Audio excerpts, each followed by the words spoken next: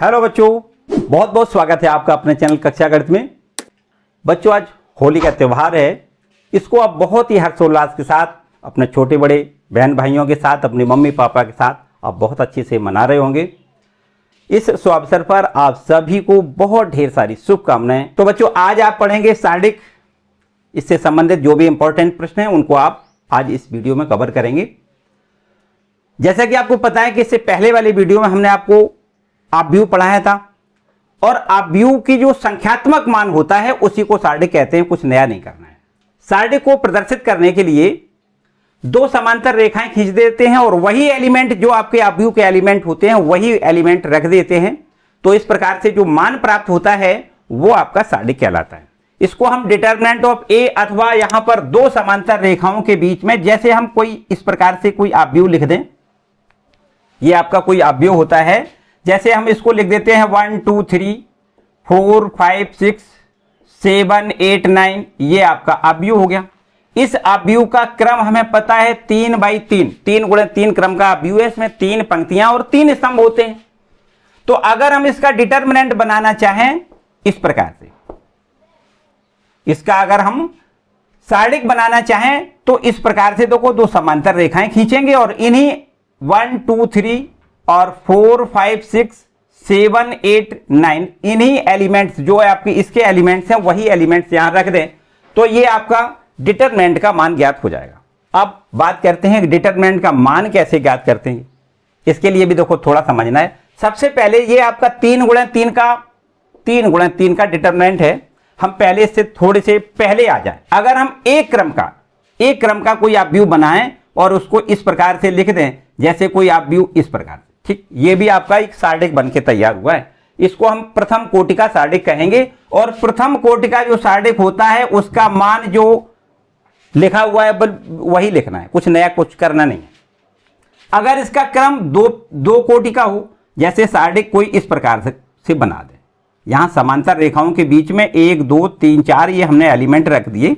इसका हम प्रसार कैसे करेंगे, इसकी वैल्यू कैसे ज्ञात करेंगे, तो बस इसको याद रखना है। कैसे करते हैं, इसका पहले इसमें मल्टीपल करते हैं, फिर देखो 4 का 1 में गुणा, 4 का 1 में गुणा 4 बनेगा, और फिर यहां पर माइनस का चिन्ह लगाते हैं, और फिर इसके बाद में यहां 2 का गुणा 3 में 2 3 6, और इस प्रकार से यहां से 4 में से 6 घटाएंगे तो माइनस का 2 बचेगा। ठीक, तो इस प्रकार से याद रखिए कि इस शारीरिक का मतलब जो 2x2 क्रम का होगा उसका हमें किस प्रकार से प्रसार करना है, इसका इसमें माइनस इसका इसमें।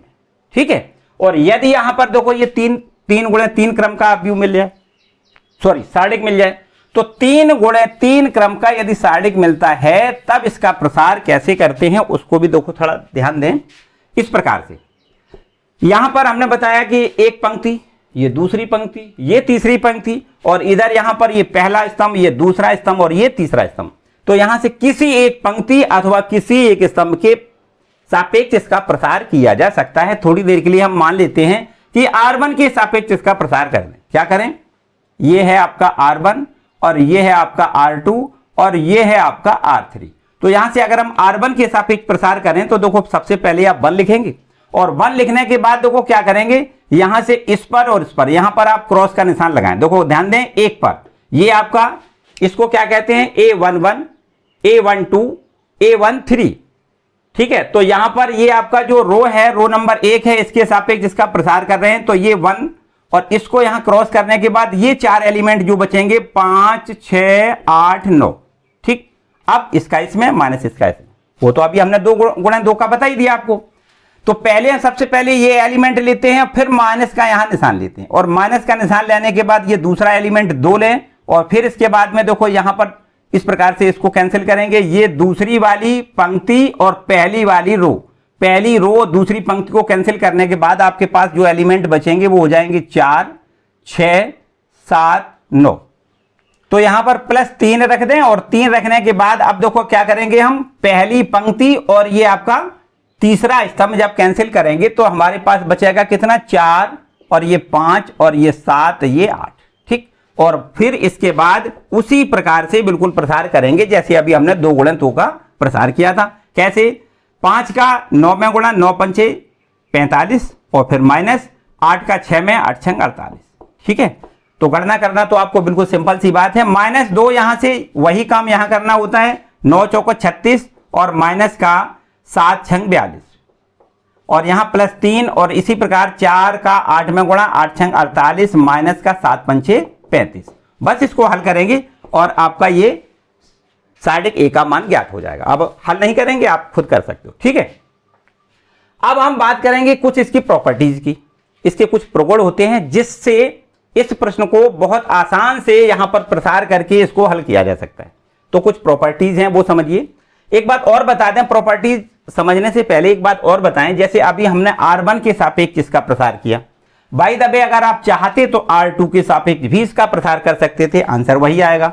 R3 के सापेक्ष इसका प्रसार करें, आंसर वही आएगा।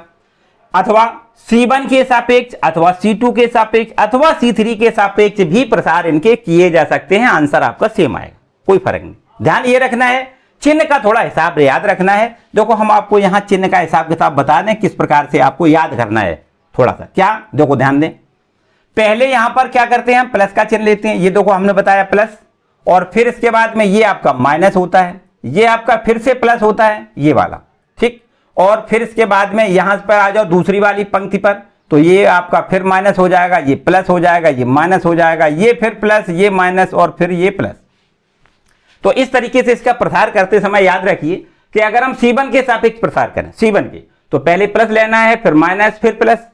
C2 के सापेक्ष प्रसार करें तो पहले माइनस लेना है फिर प्लस लेना है फिर माइनस लेना है। अदरवाइज C3 के सापेक्ष जब प्रसार करें तो पहले प्लस फिर माइनस फिर प्लस, इस तरीके से। अथवा हम ये कहें कि R3 के सापेक्ष प्रसार करें तो पहले प्लस लेना है फिर माइनस फिर प्लस, या R2 के सापेक्ष प्रसार करें तो उसमें थोड़ा याद रखना है, पहले माइनस फिर प्लस फिर माइनस, ठीक है। तो इस तरीके से आपको प्रसार करने के लिए थोड़ा चिन्ह का ध्यान रखना होगा। अब बात करेंगे हम आपकी प्रॉपर्टीज की, कि प्रॉपर्टीज आप पहले अप्लाई करें और फिर इसके बाद प्रसार करें तो निश्चित रूप से इस सार्डिक का मान बहुत ही आसान तरीके से हल हो सकता है। तो इसकी क्या प्रॉपर्टीज हैं, यहां पर लिखना है सार्डकों के प्रगुण या प्रॉपर्टी, एक ही बात है, सार्डकों के प्रगुण। तो यहां सबसे पहले प्रगुण नंबर 1 क्या है, प्रॉपर्टी नंबर 1 क्या है उसको समझें। यहां पर इस प्रकार से देखो एक एग्जाम्पल लेके हम बता दे रहे हैं आपको कि यहां पर एक सार्डिक है कोई हमारे पास, जिसको लिख दें 1 2 3, दूसरी रो पे लिख दें 4 5 6 और यहां लिख दें तीसरी रो पर 7 8 और 9। ये आपका एक सार्डिक है और इस सार्डिक को अगर हम किसी सार्डिक को उसकी पंक्तियों को स्तंभों में या स्तंभों को पंक्तियों में अगर एक्सचेंज कर दें तो सार्डिक के मान पर कोई भी अंतर नहीं आता है। जैसे आपका ये सार्डिक है, इस पहली वाली पंक्ति को पहला स्तंभ बना दें 1 2 3 लिख दें, दूसरी वाली पंक्ति को दूसरा स्तंभ बना दें 4 5 6 लिख दें, और यहां पर तीसरी वाली पंक्ति को तीसरा स्तंभ बना दें 7 8 9 लिख दें, तो ये सार्डिक के मान पर कोई अंतर नहीं पड़ता है, दोनों जस्ट आपस में बराबर बराबर होते हैं, ठीक। प्रॉपर्टी नंबर दूसरी, यहां पर एक दूसरी प्रॉपर्टी और समझनी है कि जैसे किसी सार्डिक, मान लेते हैं यही सार्डिक है आपका 1 2 3 और यह है 4 5 6 और यह है 7 8 और 9। इसी सार्डिक में अगर एक पंक्ति को दूसरी पंक्ति पर और दूसरी पंक्ति को पहली पंक्ति पर आपस में एक्सचेंज कर दें, अथवा स्तंभ को भी आपस में एक्सचेंज कर दें, मतलब स्तंभों को, कोई दो स्तंभों को एक्सचेंज करें या कोई दो पंक्तियों को आपस में अगर एक्सचेंज कर दें तो सार्डिक का मान तो नहीं बदलता है परंतु उसका चिन्ह जरूर बदल जाता है। जैसे जो वैल्यू आएगी यहां पर, उसकी आपकी यहां पर वैल्यू जो मिलेगी वैल्यू वही मिलेगी, लेकिन इसका साइन बदल जाएगा, मतलब ये प्लस में आएगी तो ये माइनस में हो जाएगी, सीधी सीधी बात। तो यहां पर अगर हम इस प्रकार करते हैं, जैसे आपकी ये आपकी पहली वाली रो है 1 2 3, तो इस पर हम दूसरी वाली रो पर यहां पर लिख देते हैं 1 2 3, और ये आपका जो पहला रो है, दूसरा रो है, उसको पहले जगह रख दें 4 5 6। क्या किया हमने, पहली वाली रो को दूसरी रो पर लिख दिया, दूसरी वाली रो को पहली वाली रो पर लिख दिया है, तीसरी रो पर कोई चेंज नहीं किया है 7 8 9, ये ज्यों का त्यों। तो यहां पर हम इस प्रकार कह सकते हैं कि यदि किसी सार्डिक की कोई दो पंक्तियों अथवा कोई दो स्तंभों को आपस में बदल दिया जाए तो सार्डिक का मान नहीं बदलता है बल्कि उसका चिन्ह बदल जाता है, ठीक। तो अब देखते हैं प्रॉपर्टी नंबर 3 क्या है। यदि किसी सार्डिक कि कोई दो पंक्तियां आपस में बराबर हो अथवा कोई दो स्तंभ आपस में बराबर हों तब सार्डिक का मान शून्य हो जाता है। जैसे कोई सार्डिक है हमारे पास, यही ले लेते हैं 1 2 3 और इसकी दूसरी पंक्ति भी 1 2 3 लें और तीसरी पंक्ति में आप चाहे कुछ लिखें 4 5 6 लिख दें, तो ये सार्डिक देखो यहां पर पहली पंक्ति और दूसरी पंक्ति दोनों पंक्तियां बराबर हैं, इसलिए इस सार्डिक का मान क्या होगा? 0 होगा। देखो इसको हम इस प्रकार भी हमने बताया कि कोई दो पंक्तियां बराबर हो अथवा कोई दो स्तंभ भी बराबर हो तो अभी सार्डिक का मान 0 होता है। तो यहां हम इस प्रकार देखो 1 2 3 इस पर भी लिख दें 1 2 3, दोनों स्तंभ आपके बराबर हैं और तीसरा स्तंभ अलग लिख दें 4 5 6 चाहे कुछ लिख दें, लेकिन सार्डिक का मान क्या होगा? 0 हो जाएगा। ठीक है, तो आपको याद रखना है कि कोई दो पंक्तियां बराबर हो अथवा कोई दो स्तंभ बराबर होने पर सार्डिक का मान 0 होता है। इसके बाद प्रॉपर्टी नंबर 4 देखें। चौथी प्रॉपर्टी क्या है? यहां पर एक बात और याद रखनी है कि कभी भी किसी सार्डिक का एक पंक्ति अथवा एक स्तंभ का प्रत्येक अवयव शून्य हो। देखो पहली ये पंक्ति है, इसका प्रत्येक अवयव हमने शून्य रख दिया। अब दूसरी पंक्ति और तीसरी पंक्ति में कुछ भी लिख दें लेकिन सार्डिक का मान शून्य रहेगा। जैसे पहली पंक्ति 0 0 0 और इसको लिख दें 2 3 4, यहां लिख दें 5 6 7, तो ये निश्चित रूप से इसका मान क्या हो जाएगा? 0। अथवा देखो इसको ऐसे भी हमने बताया कि पंक्ति का प्रत्येक एलिमेंट 0 हो अथवा स्तंभ का प्रत्येक एलिमेंट 0 हो सकता है। और यह भी साथ ये याद रखना है कि ये जरूरी नहीं है पहली पंक्ति 0 हो, दूसरी पंक्ति के प्रत्येक एलिमेंट 0 हो तो भी सार्डिक का मान 0 हो जाएगा। इसी प्रकार यहां पहली कॉलम को 0 होना आवश्यक नहीं है, दूसरा कॉलम अगर 0 है तो भी सार्डिक का मान 0 होगा। तो यहां लिख दें जैसे 0 0 0, ये पहला स्तंभ है वो उसको हमने 0 0 लिख दिया, बाकी 2 3 4 और 5 6 7 कुछ भी लिख दें कोई समस्या नहीं, लेकिन ये सार्डिक का मान 0 रहेगा क्योंकि एक स्तंभ इसका 0 है। इसी प्रकार यहां एक कोई पंक्ति 0 है, इसलिए सार्डिक का मान क्या रहेगा? 0। आपको सीधा सीधा यहां पर कुछ गुणा भाग करना नहीं है, आपको सीधा देखना है कि एक एलिमेंट मतलब एक पंक्ति का प्रत्येक एलिमेंट 0 है या एक स्तंभ का प्रत्येक एलिमेंट 0 है, सार्डिक का मान 0 लिखना है, कोई प्रसार नहीं, कोई कुछ नहीं करना। तो अब देखिए प्रॉपर्टी नंबर 5। ये क्या है प्रॉपर्टी नंबर 5? यदि किसी सार्डिक, बात हो रही है सार्डिक की, तो सार्डिक आपका ये है और इसमें किसी अचर का अगर हम गुणा करें तो याद रखना है, जैसे हमने आपका सार्डिक वही लिख लेते हैं 1 2 3 पहली रो है और ये आपका 4 5 6 दूसरी रो है और 7 8 9 ये तीसरी रो है। तो यदि इसमें k का गुणा करेंगे तो याद रखिएगा किसी एक पंक्ति में गुणा करेंगे अथवा किसी एक स्तंभ में गुणा करेंगे। किसी अचर राशि का गुणा करने पर क्या होता है? सार्डिक का मान, याद रखिए किसी एक पंक्ति में ही गुणा करेंगे। तो यहां पर इसको अगर पंक्ति में गुणा करेंगे तो इसको लिख सकते हैं k, यहां लिख दें 2k, यहां लिख दें 3k और आपका ये जो का त्यों रहेगा 4 5 6 7 8 और 9। तो आपको याद रखना है कि किसी भी सार्डिक में किसी अचर राशि से गुणा करने पर किसी एक पंक्ति में गुणा करेंगे अथवा किसी एक स्तंभ में गुणा करेंगे, जबकि अवयव में क्या करते थे? किसी अचर का गुणा करने पर प्रत्येक एलिमेंट में उसका गुणा कर देते थे। याद रखिएगा इतनी बहुत ध्यान से। और इसके बाद अब आपको पढ़नी है प्रॉपर्टी नंबर 6वीं, याद रखनी है। वो क्या है? देखिए 6वीं प्रॉपर्टी ये है कि कोई आपका सार्डिक दिया जाए और इस सार्डिक के अवयव इस प्रकार से दिए जाएं, जैसे हम यहां लिख देते हैं 1 2 3 और यहां प्लस का k लिख दें, ठीक, और यहां लिख दें 4 5 6, यहां लिख दें प्लस 2k और इसी प्रकार यहां लिख दें 7 8 9 प्लस 3k, इस प्रकार लिख दें। तो हमने क्या किया कि एक जो स्तंभ था उस स्तंभ में क्या है? दो अवयवों का ये योग है, दो पदों का ये योग है। तो इस सार्डिक को क्या करेंगे? देखो दो सार्डिकों के योग के रूप में इसको हम व्यक्त कर सकते हैं। देखो कैसे, समझे बात ध्यान से। 1 2 3 और यहां लिख दें 4 5 6 और यहां लिखेंगे 7 8 9 और प्लस का निशान लगाएं। फिर वही देखो 1 2 और यहां लिखेंगे k और ये आपका 4 5 ये है 2k और यहां पर 7 8 और यहां पर 3k, इस प्रकार से आप लिख सकते हो।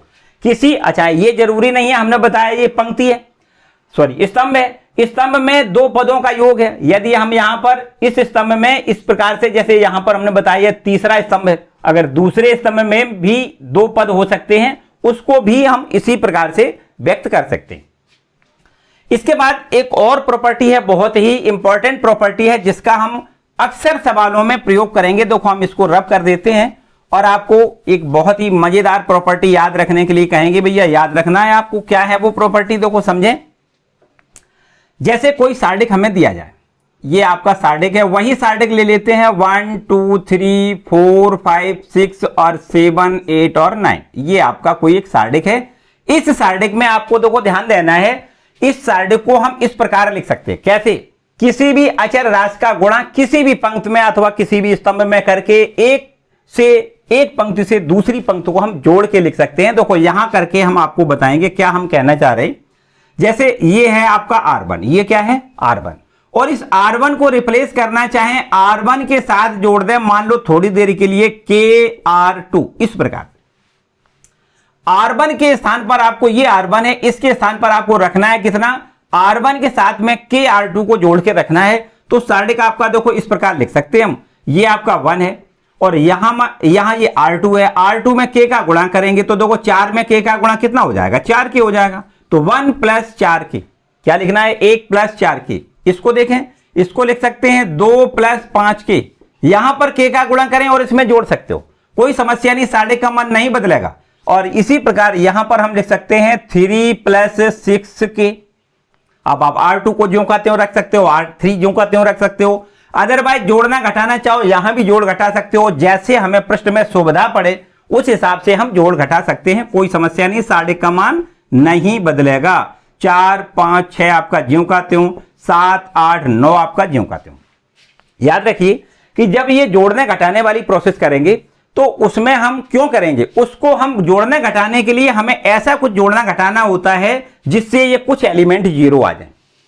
जब एलिमेंट 0 हो जाएंगे तब आपको इसको प्रसार करने में सहूलियत मिलेगी, ये आपको याद रखना है। हम इस प्रकार से जोड़ा घटाई करते हैं जिससे कि अवयव आपके 0 हो जाएं। जैसे हमने आपको बताया कि यहां है ये आपका 1, समझना ध्यान से, ये है आपका 4, मान लो थोड़ी देर के लिए इस 4 की जगह पे आपको 0 रखना है, 0 ले आना है, तो कैसे ले आ सकते हैं, इसमें हम 4 का गुणा कर दें तो 4 हो जाएगा, 1 में 4 का गुणा कितना हो जाएगा, 4 हो जाएगा, और इस 4 में से इस 4 को घटाएंगे तो क्या बचेगा, ये 0।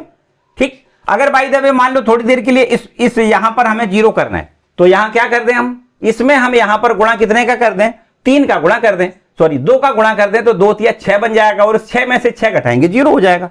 तो कुल मिला के ये है कि हमें जोड़ना घटाना इस प्रकार से है कि इस सार्डिक में ज्यादा से ज्यादा 0 आ जाए, और जब 0 आ जाएंगे तो फिर प्रसार करने में सहूलियत मिलेगी। आपको प्रसार उसी हिसाब से करना है, जैसे मान लो यहां पर 0 हो गया, यहां पर 0 हो गया, तो अब आपका ये बचा, मतलब हमें R1 के सापेक्ष 0 करना है, सॉरी R1 के सापेक्ष इसका प्रसार करना है। याद रखिए जहां पर 0 ज्यादा हो उसी पंक्ति के सापेक्ष अथवा उसी स्तंभ के सापेक्ष हम प्रसार करेंगे, और इसके बाद सार्डिक का मान बहुत मजेदार आराम से निकल आएगा। ठीक है, इसके बाद सार्डिकों का प्रयोग करके हम किसी भी त्रिभुज का क्षेत्रफल कैसे ज्ञात करते हैं वो भी आपको देखो हम आपको बताएंगे। किसी भी त्रिभुज का क्षेत्रफल ज्ञात करने के लिए हम क्या करते हैं, बाय द वे मान लेते हैं कि ये हमारा एक त्रिभुज है और इस त्रिभुज के शीर्ष हमें ज्ञात हैं, मान लें त्रिभुज है ABC, और इसके शीर्ष हमें ज्ञात है, मान लो x1 y1, ये दूसरा शीर्ष x2 y2, और ये तीसरा शीर्ष है x3 y3। अब हम इस त्रिभुज का क्षेत्रफल ज्ञात करना चाहें तो इस त्रिभुज का क्षेत्रफल बराबर क्या होता है, इस त्रिभुज का क्षेत्रफल बराबर 1/2, ये यहां पर हम सार्डिक बनाएंगे, और इसके बाद क्या करेंगे, ये x1 y1 इसको यहां 1 लिखना है। हर प्रश्न में आपको इसी प्रकार से करना है, पहला शीर्ष लिखेंगे, यहां पर तीसरी वाली जो स्तंभ है उसमें आपको 1 1 1 लिखना है हर एक जगह। तो x1 y1 लिखें, 1 लिख दें, और यहां लिखेंगे x2 y2 और 1 लिखेंगे, ये इसी प्रकार x3 y3 और इसको 1 लिखेंगे, फिर इसका हम प्रसार कर दें तो इस त्रिभुज का क्षेत्रफल हमारा ज्ञात हो जाएगा। तो सार्डिक का प्रयोग करके हम त्रिभुज का क्षेत्रफल भी ज्ञात कर सकते हैं। ठीक, इसका रेखा का समीकरण भी हम सार्डिक के प्रयोग से कर सकते हैं। देखो कैसे, मान लेते हैं बिंदु, एक बिंदु है x1 y1 व एक बिंदु है x2 y2, इन से होकर जाने वाली रेखा का समीकरण, से होकर जाने वाली रेखा का समीकरण। तो इस रेखा का समीकरण हम कैसे ज्ञात करेंगे, यहां पर देखो हम सार्डिक बनाएंगे, और सार्डिक में सबसे पहली वाली रो पर लिखना है x y और आपका ये 1, इसके बाद में ये बिंदु लिखना है x1, y1 और इस पर आपको 1 लिखना है। और ये दूसरा वाला निर्देशांक है वो है x2, y2 और इसको भी 1 लिखना है और बराबर यहां 0 लिखना है। तो इस सारणी को हल करने पर इन दोनों बिंदुओं से होकर जाने वाली रेखा का समीकरण प्राप्त हो जाएगा। ठीक, एक बात और याद रखनी है, बाय द वे कोई 3 बिंदु दिए जाएं तो 3 बिंदुओं से होकर जाने वाली जो रेखा होती है वो वास्तव में एक सीधी रेखा, 3 बिंदुओं से कभी त्रिभुज बन नहीं सकता।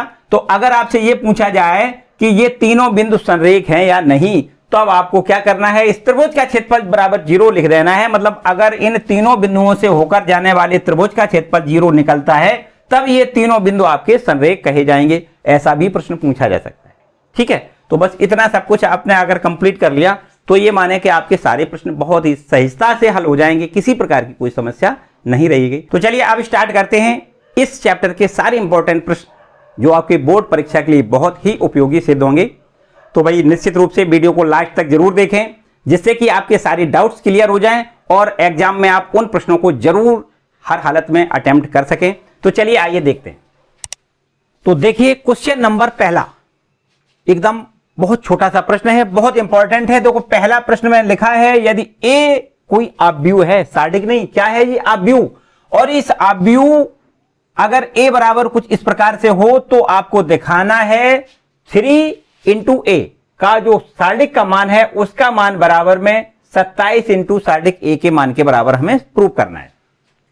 देखिए ध्यान दें कि किसी भी आव्यूह को सार्डिक के रूप में परिवर्तित किया जा सकता है तब जबकि वो स्क्वायर होना उसका आवश्यक है। मतलब अगर ये 2 गुणे 2 क्रम का आव्यूह है तो उसको सार्डिक में बदला जा सकता है, या 3 गुणे 3 क्रम का आव्यूह है तब उसको हम सार्डिक के रूप में बदल सकते हैं। अदरवाइज अगर यहां पर पंक्तियों की संख्या और स्तंभों की संख्या बराबर बराबर ना हो तब उसको हम सार्डिक के रूप में नहीं कन्वर्ट कर सकते हैं, ये भी आपको याद रखना है।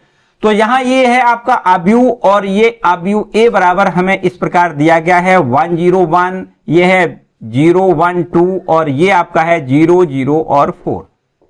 ठीक, यहां पर सबसे पहला काम करेंगे हम 3 से मल्टीप्लाई करेंगे तो 3a बराबर कितना हो जाएगा। हमने आपको बताया कि किसी भी अचर राशि का किसी आव्यूह में जब गुणा करते हैं तो प्रत्येक एलिमेंट में गुणा हो जाता है। तो यहां लिखना है 3 इंटू में 1 0 1, यह है 0 1 2 और यह है 0 0 4।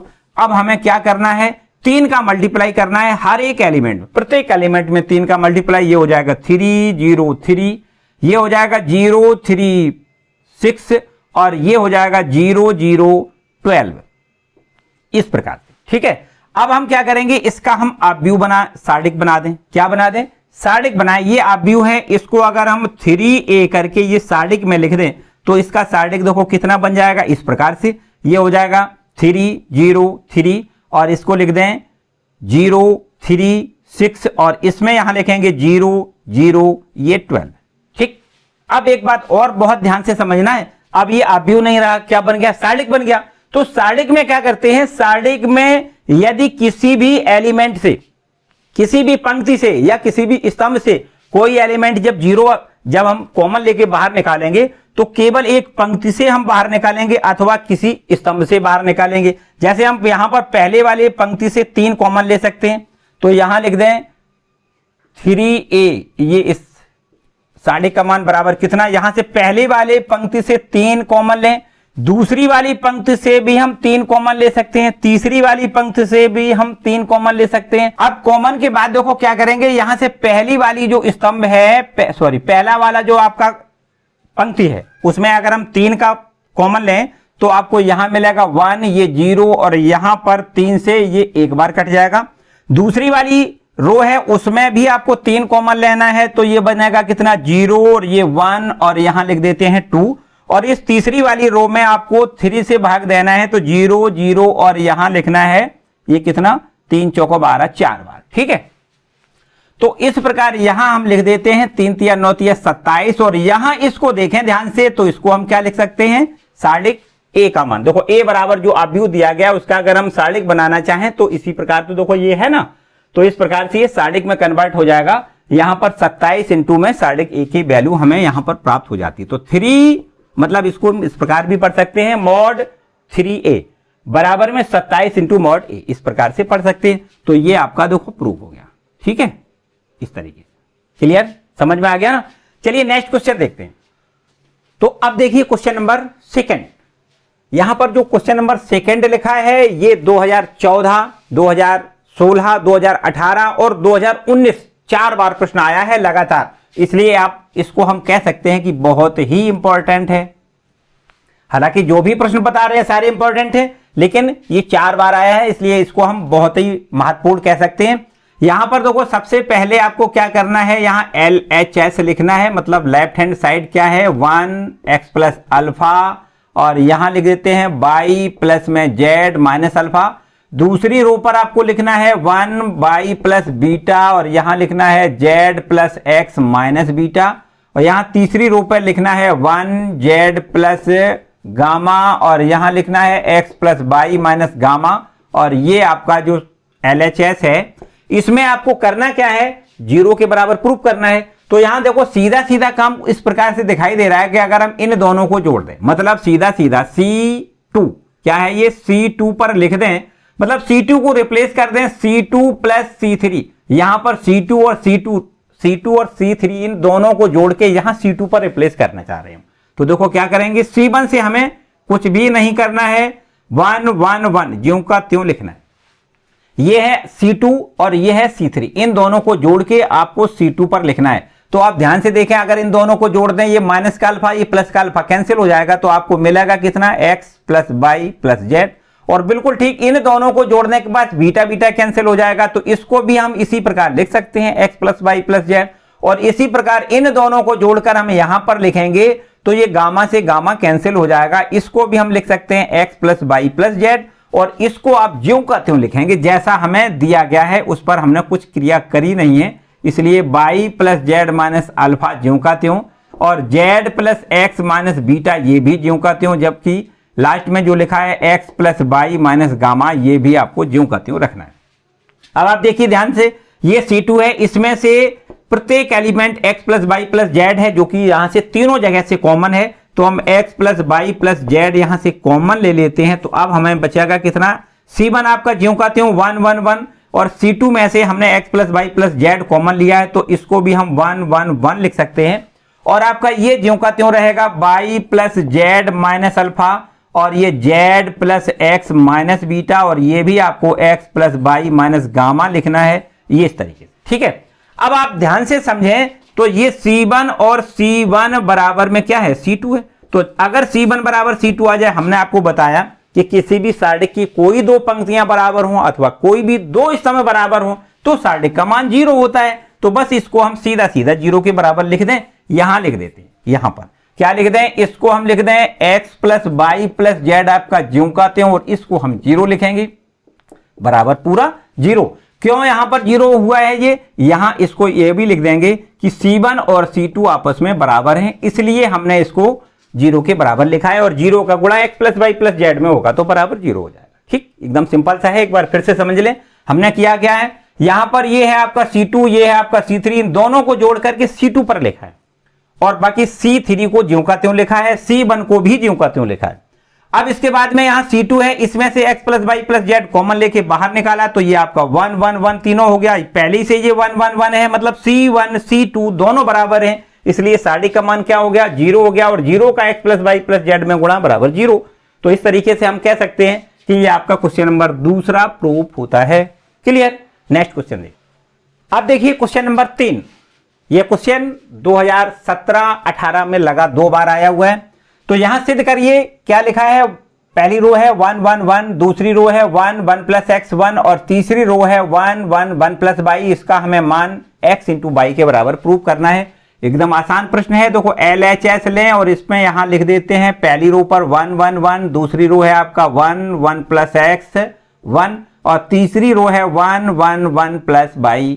इस पर हमें सबसे पहले क्या करना है, देखो अगर हम सीधा प्रसार करें आंसर आपका आ जाएगा, लेकिन हमने जो प्रॉपर्टीज बताई हैं उनको अगर हम प्रयोग करें तो निश्चित रूप से ये और भी सिंपल हो जाएगा। देखो हमने आपको ये बताया कि आप कभी इस सारणी को हल करने से पहले यहां पर हम जब जोड़ते घटाते हैं पंक्तियों को आपस में, तब इस प्रकार जोड़ना घटाना होता है कि ज्यादा से ज्यादा इसमें 0 आ जाए, ये हमारा टारगेट होता है। तो सबसे पहले हम क्या कर दें, इसमें से अगर हम ये आपका C1 है और C1 में से अगर हम C2 घटाएं, या R1 है R1 में से R2 घटाएं, जो भी आप करना चाहो कर सकते हो।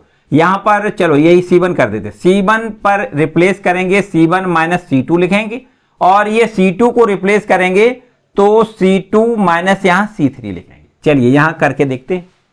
ये है आपका C1, इस जगह पे आपको लिखना है, और C1 में से ये C2 घटा के लिखना है। तो ये 1 है, 1 में से 1 घटाओगे 0 हो जाएगा, और ये 1 है, 1 में से 1 प्लस x घटाओगे तो माइनस का x हो जाएगा, और ये 1 में से इस 1 को घटाओगे तो 0 हो जाएगा। और बस इसी प्रकार ये C2 है, ये C3 है, C2 में से C3 घटाएंगे और C2 पर लिखेंगे 0 लिख दें। यहां पर 1 प्लस x, यहां से 1 घटाएंगे तो 1 से 1 कैंसिल हो जाएगा, ये x बचेगा, और यहां 1 में से घटाना है 1 प्लस y, तो यहां पर माइनस का y बचेगा। कितना बचेगा? माइनस का y।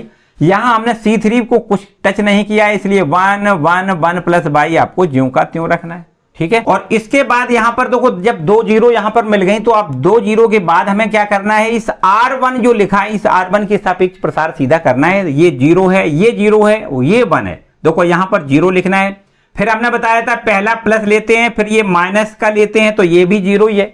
फिर इसके बाद प्लस का निशान लगा के 1 लिखना है, और फिर इसके बाद में ये देखो पहली वाली रो और तीसरा वाला कॉलम यहां निगलेक्ट करेंगे, तो आपके पास ये इस प्रकार से बचेगा कितना, माइनस का x और ये x, ये 0 और ये माइनस का y, ठीक है। इसको हल कर दें तो ये तो आपका 0 है, ये 1 है, और इसके बाद यहां माइनस और ये माइनस का मल्टीपल प्लस हो जाएगा, x इंटू बाई लिख दें, और फिर माइनस ये 0 का गुणा ये x में करेंगे तो 0, और बस अब आपका 1 का x इंटू बाई में गुणा x इंटू बाई ही होगा, जो कि RHS है, ठीक, क्लियर।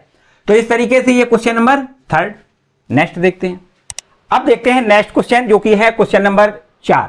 यहां लिखा है यदि इस सारणी का मान बराबर -18 है तो हमें इस सारणी का मान ज्ञात करना है। तो कैसे करेंगे? देखो बिल्कुल आसान बात है। यहां से इस सारणी का मान जो ज्ञात करना है उसको हम मान लेते हैं डेल्टा, और डेल्टा बराबर लिख लें यहां पर 5 0 6 पहली रो में है, दूसरी रो में लिखा हुआ है 15 8 15, और तीसरी रो में लिखा हुआ है 25, और ये 12 और ये 21, ठीक है।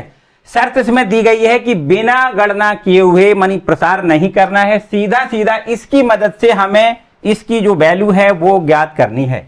तो क्या करेंगे? देखो एक आप बहुत आराम से समझो कि ये आपका C1 है, C1 मानी पहला वाला कॉलम है। तो यहां से आपको देखो, यहां 5, ये 15 और ये 25, इन तीनों से हम 5 कॉमन ले सकते हैं, और उसी प्रकार बिल्कुल यहां से आप देखो तो यहां से आपको 2 कॉमन मिलेगा। हालांकि यहां से आप 4 भी कॉमन ले सकते हो, लेकिन समस्या यह है कि जो हमें वैल्यू दी गई है वो दी गई है, इस सारणी की वैल्यू बराबर कितनी दी गई है, -18। तो यहां पर अगर हम यहां 4 कॉमन लें तो 4 कॉमन लेने से 2 बचेगा, 2 नहीं चाहिए, हमें चाहिए यहां 4, और यहां क्या कितना चाहिए, 6।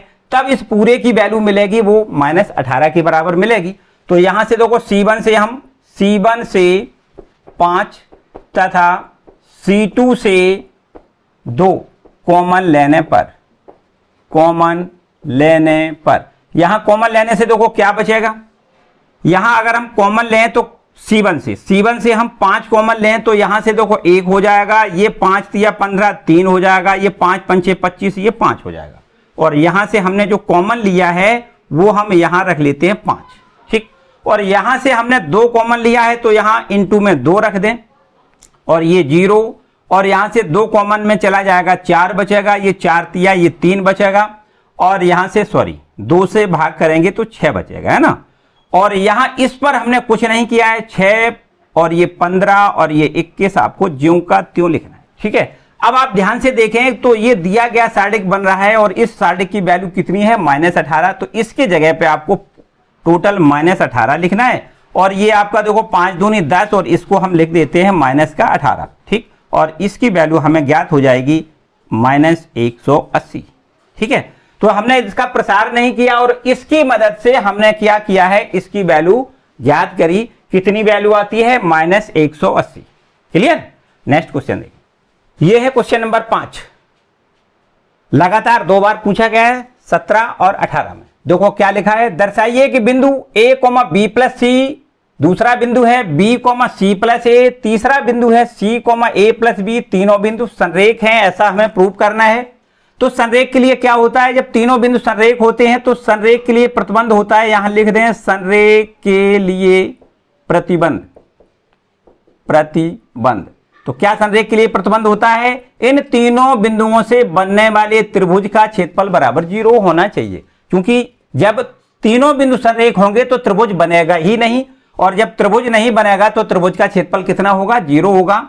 और त्रिभुज का क्षेत्रफल बराबर हम कैसे ज्ञात करते हैं, 1/2 लिखेंगे और सारणिक बनाएंगे, और पहली रो पर आपको पहला ये बिंदु लिखना है ए, और ये है आपका b + c, और यहां पर आपको 1 लिखना होता है। और उसी प्रकार ये दूसरी रो में आपको क्या लिखना है, b c + a, और यहां आपको 1 लिखना है। तीसरी रो पर आपको लिखना है c a + b, यहां भी आपको 1 लिखना है, और ये बराबर आपको 0 के बराबर प्रूव करना है। क्या करना है, 0 के बराबर प्रूव करना है। तो यहां लिख लेते हैं डेल्टा बराबर 1/2 इतना, ठीक है। अब 1/2 और इसका हम प्रसार कर दें, और प्रसार करने के बाद देखें यदि ये 0 आ जाए तो प्रसार अगर हम ना करें, एक और जुगाड़ हमारे पास ये है कि अगर हम इसमें यहां C1 पर रिप्लेस करें, C1 को रिप्लेस करें, C1 और C2 को जोड़ के रख दें यहां पर, ठीक है। तो आपको और थोड़ा सिंपल से हल हो जाएगा। ये देखो, इसमें इसको जोड़ दें और C1 पर लिख दें तो a + b + c ये मिल जाएगा। इसमें इसको दोनों को जोड़ के C1 पर लिखें तो ये b + c + a यहां मिल जाएगा। बिल्कुल ठीक इसी प्रकार यहां पर c + a + b ये मिल जाएगा, ठीक है। और इसको आपको कुछ भी नहीं करना है, ज्यों का त्यों लिखना है b + c, यहां पर आपको लिखना है c + a, और यहां पर आपको लिखना है a + b, और ये आपका जो C3 है उसको आप बिल्कुल ज्यों का त्यों लिख दें 1 1 1 ज्यों का त्यों, ठीक। अब आप देखें यहां से C1 से a + b + c तीनों जगह से कॉमन है, a + b + c यहां से हम कॉमन लें तो कॉमन लेने के बाद हमें बचेगा या कितना 1 1 1, C1 पर आपको 1 1 1 मिलेगा, C2 पर ज्यों का त्यों b + c + a + b लिखेंगे, और C3 पर भी आपको 1 1 1 लिखना है। और अब हमें क्या करना है, ये C1 और ये C3 यदि 2 कॉलम बराबर हो अथवा 2 रो बराबर हो तो सारणिक का मान 0 होता है, हमने आपको बताया। तो आपको अब लिखना है 1/2 a + b + c, और इसका मान यहां 0 लिखें, और साथ में इसका रीजन लिखें। 0 क्यों लिखें, क्योंकि C1 और C3 आपको ये बराबर बराबर मिल रहा है, C1 बराबर C3, इसलिए सारणिक का मान पूरा 0 लिखना है, और 0 से मल्टीपल करोगे तो पूरा 0 हो जाएगा। तो हमें प्रूफ हो रहा है कि इन तीनों बिंदुओं से बनने वाला जो त्रिभुज है उसका क्षेत्रफल 0 है, अर्थात हम कह सकते हैं कि ये तीनों बिंदु संरेख हैं। आपको लिखना है चूंकि त्रिभुज का क्षेत्रफल बराबर 0, अतः तीनों बिंदु संरेख हैं, बिंदु संरेख हैं, ठीक है। तो इस तरीके से हम कह सकते हैं कि तीनों बिंदु संरेख हैं, ये प्रूफ होता है। क्लियर। नेक्स्ट क्वेश्चन देखिए, यह है क्वेश्चन नंबर 6वां। देखिए बहुत ही महत्वपूर्ण प्रश्न है, लगातार 13 में आया है, 14 में आया है, और फिर इसके बाद 17, 18, 19 और लास्ट में 20। समझिए कितना इंपॉर्टेंट है, आप समझ सकते हो खुद। तो बहुत इंपॉर्टेंट प्रश्न है और सिंपल है, बहुत ज्यादा कठिन नहीं है, थोड़ा ध्यान दे के समझना है आपको। यहां पर लिखा हुआ है, इसको प्रूव करना है। जो लिखा है LHS में, सबसे पहले हम उस सारणिक को लिख लेते हैं। यहां दिया गया है y + z, और ये x और ये y। यहां दूसरी रो में दिया गया है z + x, और ये z ये x। तीसरी रो में दिया गया है x + y, और ये y, और यहां पर आपको z लिखना है, ये आपको दिया गया है, ठीक है। अब क्या करना है, देखो कुछ ऐसा करें जिससे कि ये हमें प्राप्त हो। ये आपको जब आंसर में दिया गया है, इसका मतलब हमें इस आंसर के अनुरूप जोड़ने हैं, घटाने हैं, जो भी करना है, पंक्तियों को या स्तंभों को आपस में जोड़ना घटाना है। तो जो आंसर दिया गया है उसके अनुरूप हमें काम करना है। तो देखो आपको ऐसा लग रहा होगा कि अगर हमें x + y + z लेना है तो ये है आपका R1, ये R2 और ये R3। इसको अगर हम R1 पर लिख दें, मतलब R1 से रिप्लेस करें R1 + R2 + R3, तीनों को जोड़ करके हम R1 पर रिप्लेस करके लिख दें तो इसको हम इस प्रकार लिख सकते हैं। देखो ध्यान दें, अगर ये तीनों जोड़ दिया जाए तो 2x बन जाएगा, 2y और 2z। तो यहां से 2 कॉमन लें तो ये हो जाएगा x + y + z। फिर इन तीनों को जोड़ के यहां लिखें तो ये भी आपको उसी प्रकार x plus Y plus Z मिलेगा। इन तीनों को जोड़ के यहां लिखें तो x plus Y plus Z हमें मिल जाएगा। बाकी कुछ करना नहीं है, मतलब R2 को ज्यों का त्यों, R3 को ज्यों का त्यों लिखना है। z प्लस एक्स, ये आपका z, ये x, और यहां पर x प्लस वाई, ये y, और ये आपका z। इतना ठीक है भाई? ठीक। अब आप ध्यान से देखो, x plus Y plus Z तीनों जगह से, मतलब पहली वाली रो से हम x plus Y plus Z common ले सकते हैं। यहां से हमें x plus Y plus Z लेना है कॉमन, और इसके बाद में जो बचेगा उसको हमें लिखना है। क्या बचेगा? 2। यहां पर x plus Y plus Z common चला जाएगा, 1 बचेगा। यहां भी आपको 1 लिखना है। बस आपका रो नंबर 2 और रो नंबर 3 ज्यों का त्यों सेम टू सेम लिखना है। z प्लस एक्स, और ये z, और ये आपका x, और ये x प्लस वाई, ये y, और ये z। ठीक है? एकदम आसान प्रश्न है, बहुत ज्यादा कोई डिफिकल्ट नहीं है, लेकिन समझना बहुत अच्छी तरीके से है। बस आपको इसके तरफ देखना है कि RHS हमें क्या ले आना है, उसी के अनुसार हम ऑपरेशन करते रहेंगे और आपका आंसर अपने आप ज्ञात हो जाएगा। तो यहां पर x plus Y plus Z तो आपको ये ज्यों का त्यों लिखना है। अब आगे क्या करना है? देखो, हमें इसको प्रसार करने से पहले ये करना होता है कि इसको हम ज्यादा से ज्यादा इसमें जीरो आ जाए, इस प्रकार से कुछ जोड़ दें या घटा दें इस प्रकार से, ताकि ये ज्यादा से ज्यादा जीरो इसमें हम ले आ सकें। तो क्या करते हैं? देखो, एक काम समझो कि अगर यहां पर जीरो ले आना है तो ये आपका क्या है? C1, और ये क्या है? C2। तो अगर हम इसमें से इसको घटाएं और इसमें 2 का गुणा कर दें, तो 2 का गुणा जब 1 में करेंगे तो कितना हो जाएगा? 2, और इस 2 में से इस 2 को घटाएंगे तो जीरो बन जाएगा। मतलब हमें सीधा सीधा ये करना है कि C1 पर रिप्लेस करना है C1 माइनस 2C2। इस C2 में 2 का गुणा करके C1 में से घटाना है, और फिर इसके बाद एक दूसरा और यहां पर C2 पर लिखना है C2 माइनस C3 करके लिखना है, तो आपको यहां जीरो मिल जाएगा। इस C2 पर लिखना है और C2 में से C3 को घटाएंगे, 1 में से 1 घटाएंगे, जीरो। ठीक है ना? तो 2 हमारे पास यहां जीरो मिल जाएंगे, तो आपको बिल्कुल एकदम आसान तरीके से फिर प्रसार करने में कोई समस्या नहीं मिलेगी। x plus Y plus Z जैसा कि आपका लिखा था वैसा ही लिखा रहने दें, और इस सारणी में आपको जो हमने लिखा है उस ऑपरेशन को करना है। तो ये 2 है, और इसमें 2 का जब मल्टीपल करोगे 2 बन जाएगा, इस 2 में से 2 घटाओगे जीरो हो जाएगा।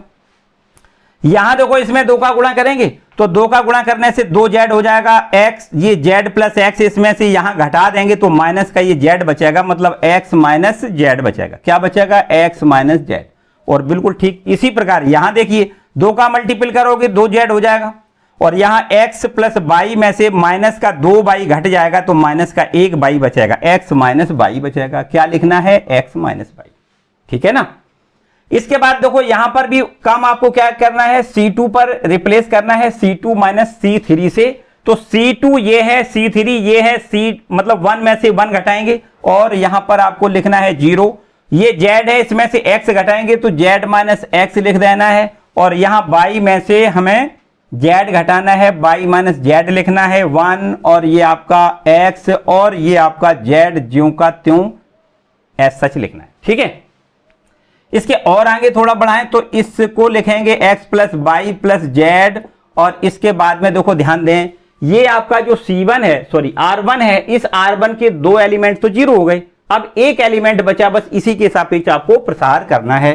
कैसे करोगे? देखो, यहां पर इसको इस प्रकार लिखें, ये तो जीरो हो गया, फिर माइनस का निशान होगा, लेकिन है तो ये जीरो ही, कोई समस्या नहीं, माइनस हो या प्लस वो तो जीरो ही रहेगा, प्लस ये आपका 1, और इस 1 के सापेक्ष देखो क्या बचेगा? ये और ये कट जाएगा। ये 4 एलिमेंट जो बचेंगे उनको लिख लेते हैं एक बार, x माइनस जेड, और ये आपका z माइनस का x, ये आपका x माइनस वाई, और y माइनस जेड। ये सारे का आपका बच गया। ठीक है? और अब आगे आपको क्या करना है? x plus Y plus Z आपका ज्यों का त्यों 1 का मल्टीपल इतना ही रहेगा, सीधा सीधा इसका इसमें और इसका इसमें मल्टीपल कर दें। x माइनस जेड का मल्टीपल करना है y माइनस जेड से, और फिर माइनस, और यहां इसमें x माइनस वाई, और इंटू में लिखना है z माइनस एक्स, इस प्रकार से। ठीक? इसको हल करेंगे, आंसर आपका बिल्कुल एकदम सटीक आंसर आएगा। x plus Y plus Z ज्यों का त्यों, यहां देखिए इसमें x माइनस जेड, देखो आंसर की तरफ देखो, x माइनस जेड हमें चाहिए, तो x माइनस जेड यहां लिखा है। अगर हम यहां से देखें, इस वाले ब्रैकेट से, लास्ट वाले ब्रैकेट से अगर माइनस कॉमन लें तो x माइनस जेड यहां भी हो जाएगा। तो एक स्टेप बढ़ा के आपको इस प्रकार लिखना है x minus Z into by minus Z. यहां से माइनस कॉमन लेंगे तो ये माइनस माइनस प्लस बन जाएगा, x माइनस बाई आपका ज्यों का त्यों, और ये आपका x माइनस जेड यहां लिखना है इस प्रकार से। अब x माइनस जेड और x माइनस जेड दोनों जगह से कॉमन मिल जाएगा, तो x plus by plus Z आपको लिखना है, और यहां x माइनस जेड कॉमन मिल जाएगा, तो अब यहां बचेगा बाई माइनस जेड, फिर प्लस का निशान x माइनस बाई बचेगा, और यहां से देखिए आपको कुछ कट रहा होगा, तो बाई ये माइनस का और ये बाई प्लस का आप कैंसिल कर दें, तो अब आपके पास जो बचेगा वो समझो फाइनल आंसर आ जाएगा x plus by plus Z. यहां आपको x माइनस जेड दिख रहा है, और ये भी देखो x माइनस जेड दिख रहा है, ये प्लस का x है माइनस का जेड है, तो x माइनस जेड और ये x माइनस जेड, तो निश्चित रूप से इसको हम x माइनस जेड का होल ऑफ स्क्वायर लिख सकते हैं। तो यही आंसर में आपको ले आना है RHS। ठीक है, ये देखो RHS प्राप्त होता है। क्लियर हो गया? क्वेश्चन नंबर 6वां भी क्लियर हो गया। देखिए बहुत ही महत्वपूर्ण आगे वाले प्रश्न है, बहुत महत्वपूर्ण। इस प्रश्न को आप कह सकते हो कि आपकी बोर्ड एग्जाम में 5 नंबर का प्रश्न पूछा जाए। ठीक है, आगे वाले भी प्रश्न 5 नंबर के ही हैं, जो आगे वाले जो इससे आगे आएंगे प्रश्न। तो बहुत ध्यान से सवाल को बहुत ध्यान से पढ़ना है, और वीडियो को लास्ट तक जरूर देखना है। हमसे आप जुड़े रहिए ताकि आपके सारे प्रश्न एकदम क्लियर हो जाएं। ठीक है, नेक्स्ट क्वेश्चन देखते हैं, क्वेश्चन नंबर 7। अगला ये क्वेश्चन है नंबर 7वां, ये भी आपका देखो बहुत इंपॉर्टेंट है, 17-18 में पूछा गया है ये प्रश्न। यहां पर साइडिक दिया गया है और इसका मान हमें a minus B, B minus C into में c माइनस ए, इसके बराबर हमें प्रूव करना है। देखो कैसे करना है, आपको आंसर की तरफ थोड़ा ध्यान रखना है। a माइनस बी चाहिए, तो अगर हम ये R1 है, ये R2 है, अगर हम R1 में से R2 घटाएंगे तो एक तो आपको फायदा मिलेगा, 0 मिल जाएगा, दूसरा a में से b घटाएंगे a माइनस बी मिलेगा, और उसी प्रकार बिल्कुल ये R2 में से अगर R3 घटा दे तो एक दूसरा भी 0 हमें मिल जाएगा, और b में से c घटाएंगे तो b माइनस सी मिल जाएगा, और ca में से ab घटाएंगे तो ca माइनस ab मिल जाएगा। उसमें भी कॉमन मिलके हमारा कुछ काम इस प्रकार चल सकता है, यहां LHS लिख दें, और ये साइडिक लिखेंगे 1, चलिए यहां C1 पर लिख लें 1 1 1, और ये C2 पर लिख लें ABC, और ये आपका BC CA और ये AB।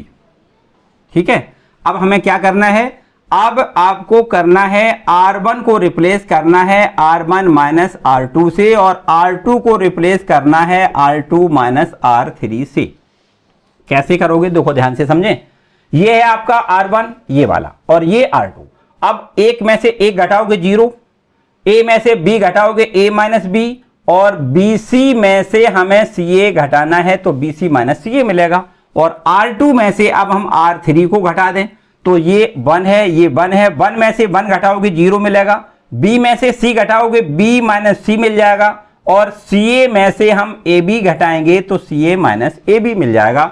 जबकि R3 पर आपको ज्यों का त्यों लिखना है 1 c, और आपको ab ये ज्यों का त्यों लिख रहे हैं। ठीक, इसके बाद अगला स्टेप देखो क्या है, ये 0 a माइनस बी ये भी सही है, यहां से दोनों जगह से आपको दिख रहा है c कॉमन दिख रहा है। क्या दिख रहा है? c। हम एक काम करते हैं माइनस सी कॉमन ले लेते हैं। क्यों? क्योंकि यहां a माइनस बी है, और ये भी आपका a माइनस बी हो जाएगा अगर हम माइनस का c कॉमन लें, तो माइनस सी कॉमन लेने से ये बचेगा a, और ये आपका माइनस का हो जाएगा b, c तो कॉमन में चलेगा, ये माइनस का b हो जाएगा। अब देखो a माइनस बी अगर हम यहां से कॉमन लेना चाहें तो बाहर निकाल सकते हैं। बिल्कुल ठीक, यही आपको करना है। c ये आपका R2 है, इस पर भी देखो 0 आपका ज्यों का त्यों, ये b माइनस सी ये भी आपको ज्यों का त्यों रखना है, और इसके बाद यहां से आपको माइनस का a कॉमन मिल जाएगा, तो ये बचेगा b माइनस में c। ठीक है, ये आपको R3 जो है 1 और c a b आपको ज्यों का त्यों रखना है। ठीक, अब नेक्स्ट देखो क्या करना है, R1 से यहां लिख देते हैं, R1 से a माइनस बी, तथा R2 से b माइनस सी कॉमन लेने पर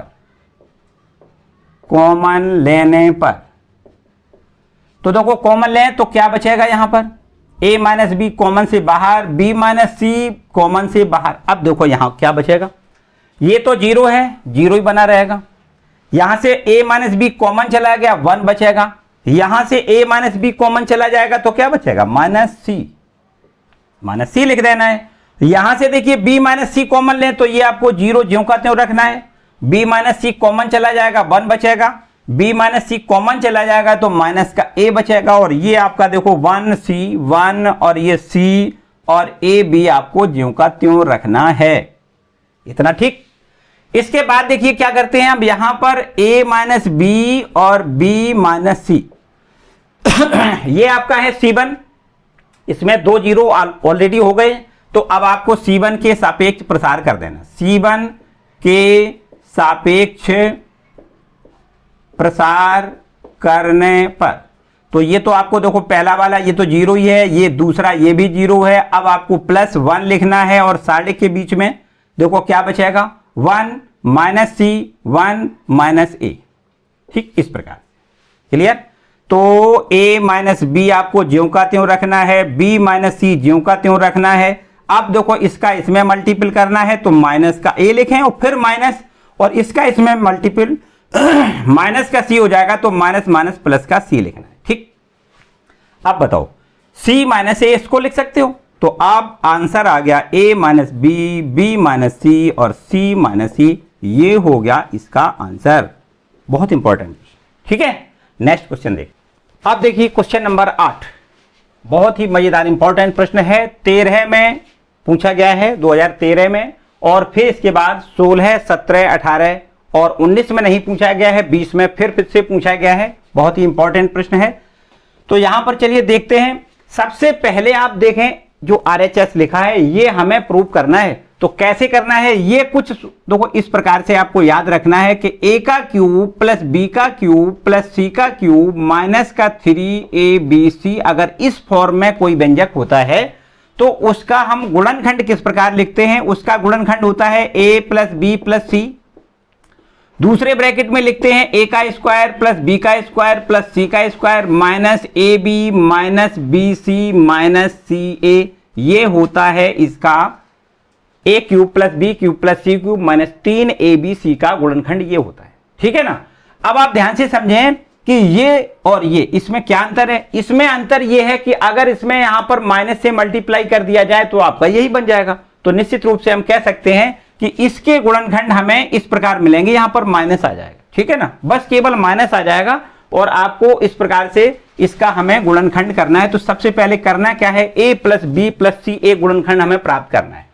तो यहां पर LHS लिखें। LHS क्या है आपका, a प्लस बी और ये है b ये c, और दूसरी रो में है b प्लस c ये है c और ये a, और तीसरी रो में है c प्लस a ये a और ये आपका है b। क्या करेंगे देखो C1 पर हम लिख दें, C1 पर C1 ये है और C3 ये, अगर इसको इससे जोड़ दिया जाए तो C1 पर लिखेंगे C1 प्लस C3, दोनों को जोड़ करके C1 पर लिख दें तो ये हमें इस प्रकार मिलेगा। देखो कितना a plus B plus C हो जाएगा, a plus B plus C हो जाएगा। इसी प्रकार देखो b प्लस सी से अगर हम a को जोड़ दें तो ये भी आपका a plus B plus C हो जाएगा। ये देखो अगर ये c प्लस a से हम b जोड़ दें तो ये भी हमें इसी प्रकार a प्लस बी प्लस सी मिल जाएगा। और ये C2 ये C3 आपको ज्यों का त्यों रखना है, b ये c ये a और ये c और ये a और ये आपका b ज्यों का त्यों रखना है। ठीक है। अब क्या करेंगे, a plus B plus C, C1 से हम कॉमन लें। C1 से a plus B plus C common लेने पर क्या मिलेगा, देखो यहां लिख देते हैं। कॉमन लेने से हमें क्या मिल जाएगा, a प्लस बी प्लस सी अगर हम कॉमन लें तो a प्लस बी प्लस सी बाहर निकाल लें। अब हमें यहां मिल जाएगा 1 1 1, C1 पर हमें मिलेगा 1 1 1 और C2 हमारा ज्यों का त्यों रहेगा, B C और ये A, और C3 भी हमारा ज्यों का त्यों रहेगा, C और ये A और ये B। ठीक है, इस तरीके से। अब देखो क्या करना होता है, हमें ज्यादा से ज्यादा हमने बताया कि इस प्रकार कोई ऑपरेशन करते हैं कि ज्यादा से ज्यादा हमारे जीरो बन जाए। तो जीरो बनाने के लिए क्या करेंगे, ये C1 ये R1 है और ये R2 है, R1 से R2 घटा दें और R2 से R3 घटा दें, 2 जीरो हमें मिल जाएंगे। यहां पर लिख दें R1 पर लिखना है, R1 से R2 घटाना है, और ये R2 पर जब लिखना है तो R2 से हमें R3 घटा देना है। तो ये a प्लस बी प्लस सी आपका ज्यों का त्यों। यहां देखिए ये है R1, ये है R2, R1 से R2 घटाओगे तो इस एक में से एक को घटाना है, 0 लिखना है, B में से C घटाना है, यहाँ B माइनस C लिखना है, C माइनस A यहां लिखना है। और इसी प्रकार ये R2 है, ये R3 है, R2 से R3 घटाना है तो ये भी आपका 0 बचेगा, ये C माइनस A और ये A माइनस B लिखें, 1 A और B आपका ज्यों का त्यों लिखना है, A plus B plus C ये ज्यों का त्यों। इसके बाद देखिए यहां पर अगर हमें यहां इस C1 के सापेक्ष प्रसार करते हैं तो ये तो आपका है 0, ठीक। C1 के सापेक्ष प्रसार करने पर लिख देते हैं C1 के सापेक्ष प्रसार करने पर, तो यहां पर देखो ये तो पहला तो 0 है, फिर माइनस लिखते हैं, ये भी 0 है, फिर प्लस का 1 लिखोगे तो केवल यही लिखो, वो तो दोनों 0 ही हैं। तो 1 लिखने के बाद आपका ये इतना देखो बचेगा, इसको कैंसिल करोगे, इसको करोगे तो B minus C, C minus A और ये आपका C माइनस A और ये आपको लिखना है A माइनस का B, ठीक इतना। तो अब A plus B plus C और यहां देखिए क्या लिखें, इसका इससे मल्टीप्लाई पहले कर देते हैं, जगह थोड़ी एडजस्ट करनी पड़ेगी। देखो A B का पहले गुणा A में करें तो ये AB लिखना है और B का B से मल्टीपल करेंगे तो माइनस का B स्क्वायर लिखना है, फिर माइनस का लिखना है CA और माइनस माइनस प्लस का लिखना है BC और माइनस, अब यहां C माइनस A से C माइनस A का गुणा करना है तो C माइनस A का होल स्क्वायर हो जाएगा।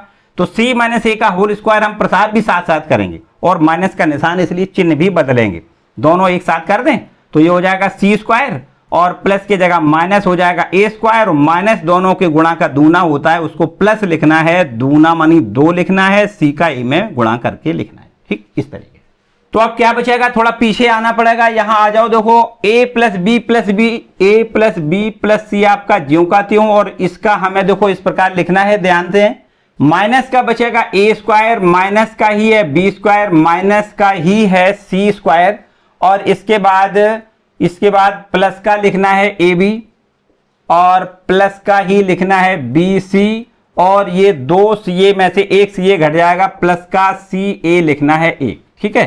तो अब हमें अगर माइनस यहां से सब जगह से 3 ये दूसरी वाले ब्रैकेट से माइनस कॉमन लें तो हमें यहां मिल जाएगा माइनस और A plus B plus C और इसमें यहां हो जाएगा A स्क्वायर प्लस का B स्क्वायर प्लस में C स्क्वायर माइनस में AB माइनस BC और माइनस का CA बराबर। अब देखिए इसका अभी हमने आपको बताया कि A plus B plus C, A square plus B square plus C square minus AB minus BC minus CA बराबर होता है कितना, होता है A cube plus B cube plus C cube minus का 3ABC, ठीक। आप माइनस का अंदर मल्टीपल जैसे ही करेंगे तो प्लस का हो जाएगा 3ABC माइनस का A क्यूब माइनस का B क्यूब माइनस का C क्यूब, ये हो गया आपका RHS प्रूव हो गया, ठीक है। तो ये क्वेश्चन नंबर 8 जो कि हमने बताया बहुत ही महत्वपूर्ण प्रश्न है, आपको बहुत अच्छे से कंप्लीट करना है, केवल और केवल हम आपको केवल 2 प्रश्न बताएं, ठीक, जो आपके परीक्षा में आने ही वाले हैं, समझो, ठीक। तो इसके बाद 2 प्रश्नों को आप बहुत ध्यान से समझें। नेक्स्ट क्वेश्चन देखिए, आप देखिए क्वेश्चन नंबर 9 क्या लिखा है, सिद्ध करिए कि A minus B minus C और ये आपका 2A है, दूसरी वाली पंक्ति में है 2B B minus C minus A 2B और ये आपकी तीसरी पंक्ति है 2C C minus A minus B बराबर में हमें प्रूव करना है A plus B plus C का होल क्यूब। बहुत ही इंपॉर्टेंट प्रश्न है, 2012 से लेकर लगातार अल्टरनेटिव क्रम में आया है, 12 के बाद 13 में नहीं आया, 14 में आया, 15 में नहीं, 16 में आया, 17 में नहीं, 18 में आया है, 19 में भी नहीं आया है, 20 में आया हुआ है। तो इस प्रकार से अल्टरनेट ये पूछा गया प्रश्न, यहां पर देखना है, देखो यहां पर LHS यहां लिख लेते हैं और ये है आपके पास A minus B minus C। चलिए यहां पर हम LHS ना उतारें, आपको क्योंकि जगह थोड़ी एडजस्ट करनी पड़ती है, इन प्रश्नों में थोड़े बड़े प्रश्न होते हैं। तो मान लेते हैं कि ये हमारा दिया गया जो प्रश्न है वो LHS आपका ये लिखा हुआ है। अब आपको करना क्या है, A plus B plus C का होल क्यूब, जैसा कि आपको आगे दिख रहा है RHS में A plus B plus C ले आना है। तो यहां पर हम एक काम कर देते हैं कि यहां पर R1 पर हम लिख दें और R1 plus R2 plus R3 तीनों को जोड़ करके हम R1 पर लिख दें तो ये आपका LHS इस प्रकार से बदल जाएगा। देखो कैसे, तीनों को जोड़ें, यहां लिखें तो आपको मिलेगा a प्लस बी प्लस सी, और इन तीनों को जोड़ के यहां लिख दें 2a, ये आपका देखो एक a घट जाएगा, एक a बचेगा, फिर एक b बचेगा, और इसी प्रकार एक आपका c बचेगा। तो a प्लस बी प्लस सी ये भी आपको मिलेगा, और यहां भी आपको इसी प्रकार a plus B plus C मिलेगा। ये आपका 2b और b minus C minus a, और ये 2b और इसी प्रकार ये 2c और c minus a minus b आपको ज्यों का त्यों लिखना है। ठीक, इस प्रकार। अब आपको देखो ये R1 जो दिख रहा है, R1 से आपको a plus B plus C common लेके रखना है।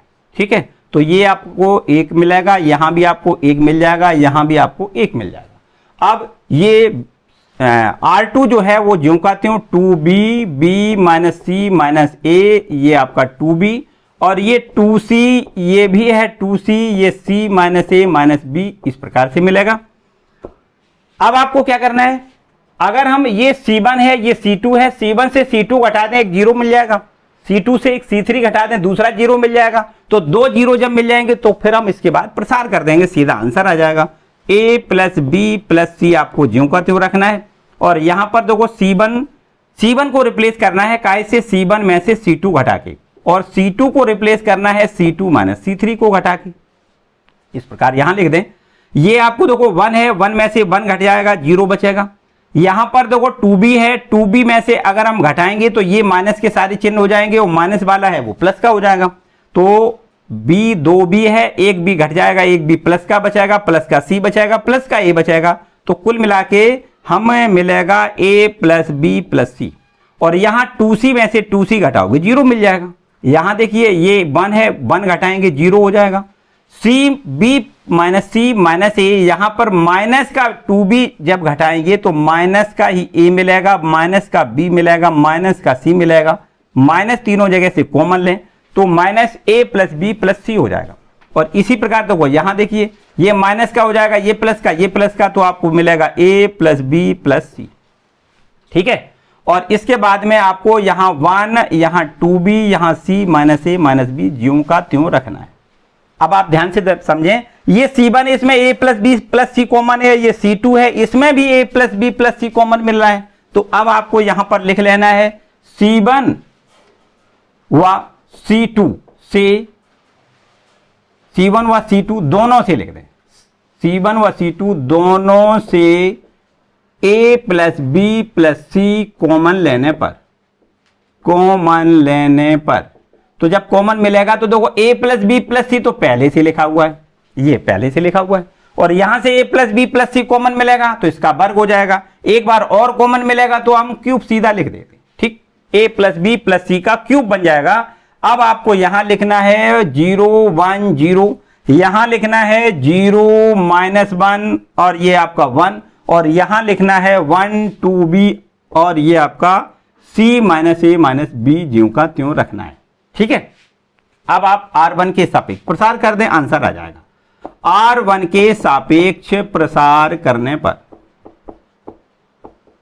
तो जब प्रसार करेंगे तो a प्लस बी प्लस सी इसका होल क्यूब लिखें, और यहां पर देखिए ये 0 है, ये 0 है, केवल और केवल 1 लिखना है, और 1 का यहां पर 1 को देखो ये पहला वाला रो काटे, तीसरा वाला कॉलम काट दें, तो ये 2 एलिमेंट, ये 4 एलिमेंट मिल जाएंगे, 1 माइनस 1 और 0 और 1। ठीक है, तो बस a प्लस बी प्लस सी इसका होल क्यूब, इसका प्रसार करेंगे तो 1 से 1 का गुणा 1 बन जाएगा, माइनस ये आपका 0 हो जाएगा। तो कुल मिला के हम कह सकते हैं कि a प्लस बी प्लस सी का होल क्यूब प्राप्त होगा, जो कि RHS है। ठीक है, तो यहां पर बिल्कुल देखो आसान से हल हो गया, a प्लस बी प्लस सी का होल क्यूब। ठीक है, इसके बाद क्वेश्चन नंबर आएगा 10वें प्रश्न में 2-3 समस्याएं सॉल्व हो सकती हैं आपकी, ध्यान से समझेंगे। 2-3 समस्याएं कैसे, प्रश्न में कभी a इनवर्स का मान भी पूछा जा सकता है कि आपको सार्डिक से हमें कोई a मान दिया जाएगा, a सार्डिक का मान दिया जाएगा, उसका हमसे a इनवर्स पूछा जाएगा, मानी व्युत्क्रम आव्यूह आपसे पूछा जा सकता है। ठीक है, और हम यहां पर एक समीकरण बनाएंगे, समीकरण जो दिए जाएंगे 3 चर के समीकरण, उन 3 चर वाले रैखिक समीकरणों को आव्यूह विधि से जब हल करेंगे तब भी हमें a इनवर्स की वैल्यू याद करनी पड़ती है। तो हम सबसे पहले वही काम करेंगे कि इसमें हमें a इनवर्स की वैल्यू कैसे ज्ञात करनी है, तो ये है क्वेश्चन नंबर 10वां, जो कि लास्ट हमने बताया लास्ट क्वेश्चन है। इससे आपको 2-3 समस्याएं सॉल्व हो सकती हैं। यहां पर जो प्रश्न दिया गया वो तो स्वयं में बहुत ही इंपॉर्टेंट है, लेकिन इसी के साथ साथ कुछ प्रश्न इसमें बन जाएंगे, उनको भी आपको समझना है। जैसे हमें जो प्रश्न दिया गया है 3 चर के रैखिक समीकरण, यहां पर 3 समीकरण दिए गए हैं, इनको हल करके हमें x, y, z का मान ज्ञात करना है, और वो भी अव्यूह विधि से इसको हमें हल करना है। तो सबसे पहले हम क्या करते हैं, इसके लिए यहां पर हम पहले एक कोई अव्यूह मान लेते हैं a। उसमें क्या करते हैं, यहां x, y, z के जो गुणांक होते हैं उनको यहां लिख लेते हैं 1 1 1, और यहां पर आपको देखो दूसरा जो अव्यूह दिया गया है, दूसरा जो समीकरण दिया गया है उसमें भी x, y, z के गुणांक लिख लेते हैं 1 -1 और 1, और ये तीसरा जो इक्वेशन है उसके हमें x, y, z के गुणांक लिखना है 2, ये आपका 1 और माइनस का 1। और इसके बाद में आपको अब क्या करना है, a के बाद आपको अब x की वैल्यू ज्ञात करनी है, और x बराबर जो चर होते हैं उनको हमें लिखना होता है। चर इसमें है x, y, z, यहां पर इसको एक स्तंभ अवयव के रूप में इसको लिख लेते हैं। और इसके बाद में यहां पर एक b अवयव बनाएंगे, और वो b अवयव होगा जिसमें जो राइट हैंड में जो लिखा है उसको लिख लेते हैं एक स्तंभ अवयव के रूप में 6, और ये 2 और ये आपका 1 लिखा हुआ है।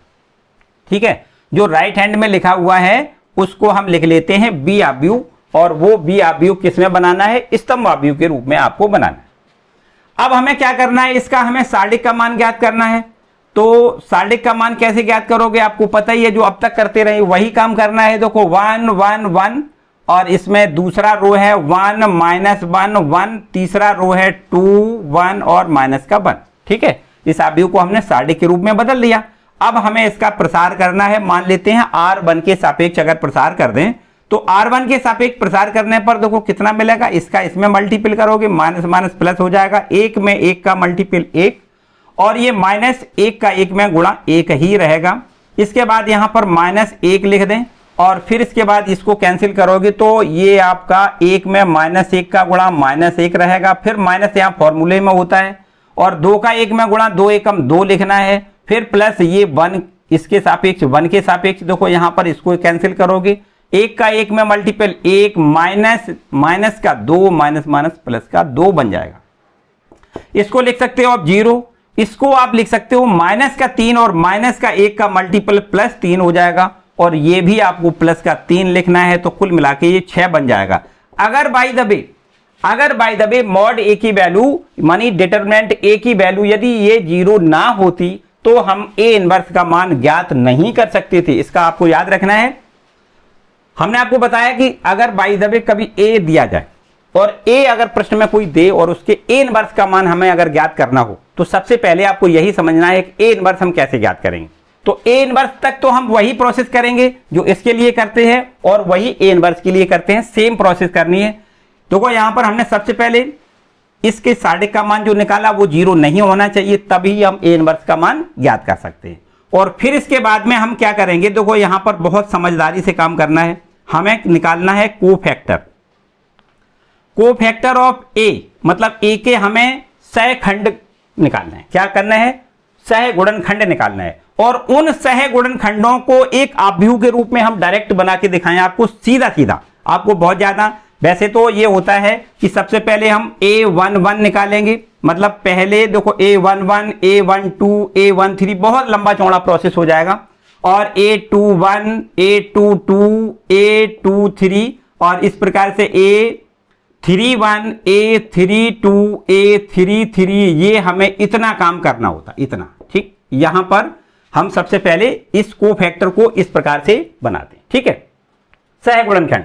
तो यहां पर हम क्या करेंगे, इसकी और इसकी सीधी हम प्रोसेस करेंगे, जिससे कि हमें ये सब कुछ अलग से ना करना पड़े। देखो क्या करें, तो यहां c की वैल्यू कैसे ज्ञात करोगे, देखो ध्यान में एक बड़ा सा हमें अवयव बनाना है, और इस बड़े से अवयव में आपको ये सहगुणनखंडों से बना अवयव होता है। आपको यहां लिखना है a11, और यहां पर लिखना है a12, यहां पर लिखना है a13, और इस दूसरी रो में इसी प्रकार लिखना है a21 a22 a23, और यहां लिखना है तीसरी वाली पंक्ति में A31, A32 और A33 यहां लिखना है।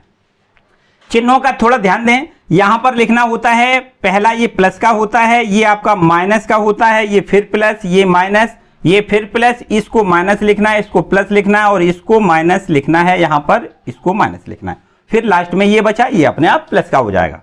तो इस प्रकार से, या फिर इसको ऐसे भी कर सकते हो, पहला प्लस, फिर ये माइनस, फिर प्लस, फिर माइनस, फिर प्लस, ये माइनस, ये प्लस, ये माइनस, मतलब अल्टरनेटिव प्लस करके आगे बढ़ेंगे।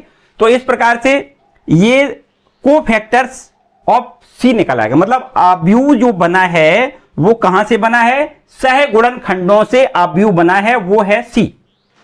तो यहां सी की वैल्यू कैसे ज्ञात करेंगे, देखो ध्यान दें, A11 की वैल्यू जब भी ज्ञात करनी है तो आपको क्या करना है, पहली पंक्ति और पहला स्तंभ यहां कैंसिल करना है। देखो इस पर और इसको, ये 4 एलिमेंट बचते हैं, इनको यहां लिख दें, -1 1 और ये आपका 1 -1, ठीक है।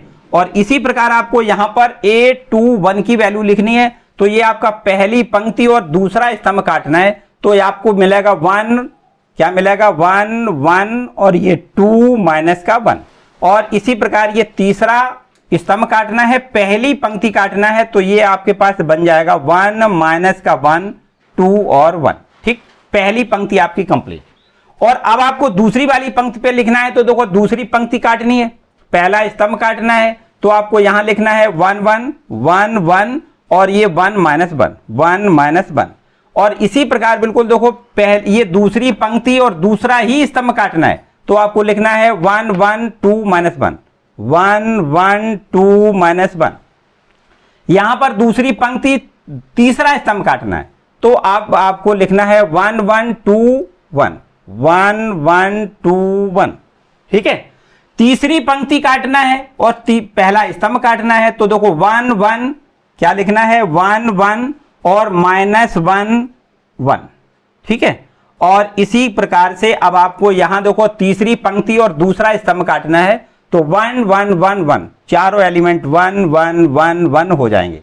और यहां पर तीसरी पंक्ति तीसरा स्तंभ जब कैंसिल करना है, तो आपको यहां मिलेगा 1 1 1 माइनस का 1, ठीक है। बस इसको हल करेंगे और अब आपको इसका सह गुणनखंडों से जो बना अवयव है वो सी आपको मिल जाएगा इस प्रकार। देखिए ध्यान दें, क्या मिलेगा, यहां से इसका इसमें मल्टीपल करना है, इसका प्रसार कर दें, तो हमें इस प्रकार से मिल जाएगा, 1 का 1 में मल्टीपल 1 मिलेगा, -1 का 1 में गुणा 1, ये भी आपको देखो 0 मिल जाएगा, ठीक। फिर इसके बाद माइनस का 1 में 1 का गुणा -1 में गुणा करेंगे तो -1 हो जाएगा, और ये आपका 2 में 1 का गुणा 2 एकम 2 माइनस का 2 मिल जाएगा, ठीक है।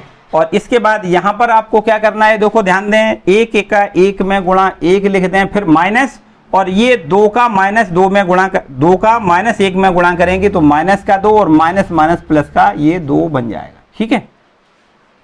इसके बाद आ जाओ दूसरी वाली रो पर, ये माइनस का है, इसको माइनस लिख दें पहले, और 1 का -1 में गुणा -1 लिखना है, 1 का 1 में गुणा ये 1 बन जाएगा, ठीक है। ये -1 ज्यों करते हैं।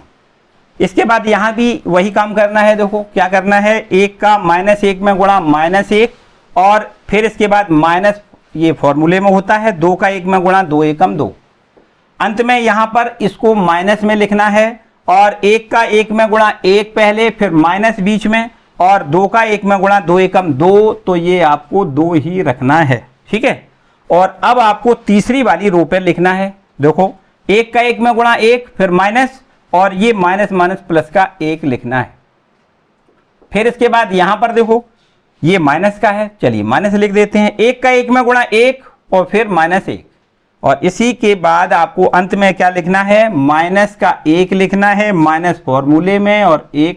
तो इस प्रकार यहां पर इस प्रकार से देखिए पूरा आपका अवयव तैयार हो गया। C बराबर आपको लिखना है ये 0, और ये लिखना है प्लस में 3, ये लिखना है पूरा 3, ये लिखना है माइनस का 2 प्लस का 2 बन जाएगा, ये माइनस का 3 लिखना है, ये आपको माइनस का 1 माइनस माइनस प्लस का 1 लिखना है, ये 2 लिखना है, इसको आपको 0 लिखना है, और ये आपका माइनस का 2, ठीक है।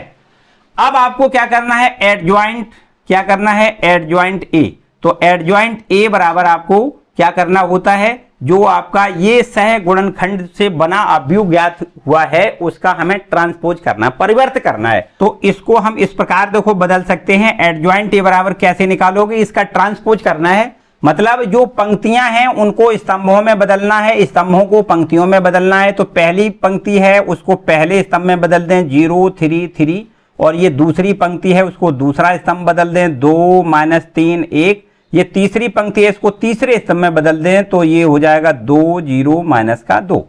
अब यहां पर कभी कभी सवाल में ऐसा यहां तक आपको सवाल ले आएगा, मतलब सवाल ये कहेगा कि यदि a बराबर दिया जाएगा तो आपसे कहेगा एडजॉइंट a का मान बताइए, या इसको ये भी कह सकता है कि इसके, या इसको कह सकता है इसके सहखंडज आपको ज्ञात करना है। तो सहखंडज मानी एडजॉइंट ए का मान हमें पूछा जा सकता है। तो बस यहां तक केवल हमें सवाल को हल करना है। और यदि बाय द वे ए का मान दिया जाए और आपसे कहे हमें ए इनवर्स बताइए या इसका व्युत्क्रम अवयव ज्ञात करिए, तब हमें क्या करना है, तब हमें थोड़ा और आगे बढ़ाना है। तो क्या करना है, देखो ए इनवर्स बराबर, अगर हमें इसका इनवर्स ज्ञात करना है तो फॉर्मूला आपको याद रखना है, एडजॉइंट ए बटे में आपको क्या लिखना है, मॉड ऑफ ए, मतलब जो हमें इसका साढ़िक का मान हमने निकाला था 6, उस 6 से हमें भाग दे देना।